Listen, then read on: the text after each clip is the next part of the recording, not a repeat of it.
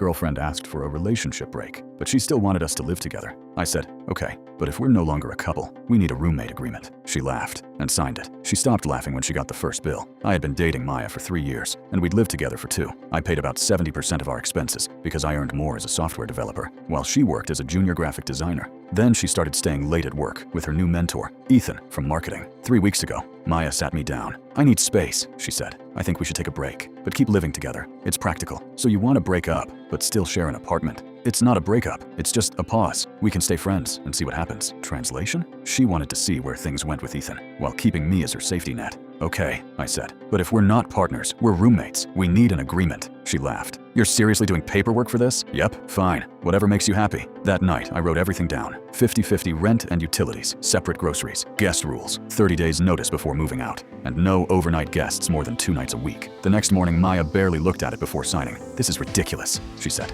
3 days later, I moved into the spare bedroom. Then I calculated her share. Rent, $1,100. Utilities, $127. Separate groceries, already labeled. Friday morning, I left the invoice on the kitchen counter. She found it that night. What the hell is this? Your half of the expenses. But you always paid more. That was when you were my girlfriend. Now, you're my roommate. Her expression changed instantly. I can't afford this. Maybe you should have thought about that before asking me to become your roommate. 20 minutes later, I heard her on the phone. He's being such a child. No, I can stay at your place, right? Then silence. What do you mean your roommate won't allow it? Apparently, Ethan's apartment wasn't the backup plan she expected. So Maya tried another strategy. She cooked dinner, lit candles, even wore my favorite dress. I miss us, she whispered. I'm respecting your decision, I said. We're roommates now. That didn't work either. Then came the little attacks. She forgot to transfer rent, started using my expensive shampoo, invited Ethan over constantly. They ordered food, left trash everywhere, and made sure I knew they were having fun. I documented everything. Then her mother called me. You're being financially abusive. How? Making her pay half when you earn more. She asked to be my roommate. Roommates split expenses. Her mother went silent, then hung up. A few days later, Maya had friends over for wine.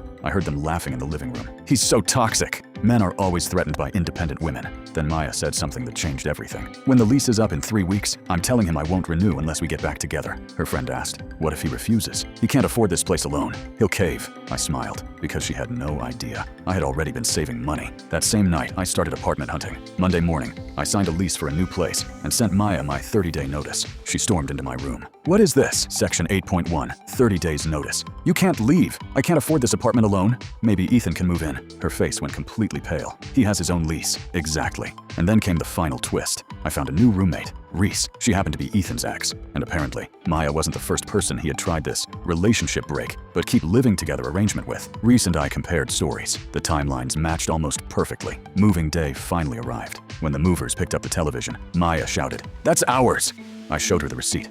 My name, my credit card. But we shared it. You wanted to be roommates. Roommates don't automatically share everything. When the last box was loaded, I handed her one final invoice.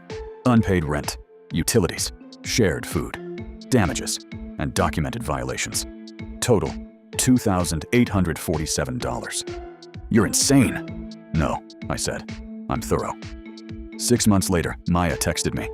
I finally realized how badly I messed up. You were amazing. I deleted the message. A few minutes later, another one appeared. Can we talk? I replied with one sentence. Per our agreement, communication is only about outstanding debts. You still owe $3,247 plus interest. She blocked me. And honestly, that was the easiest roommate agreement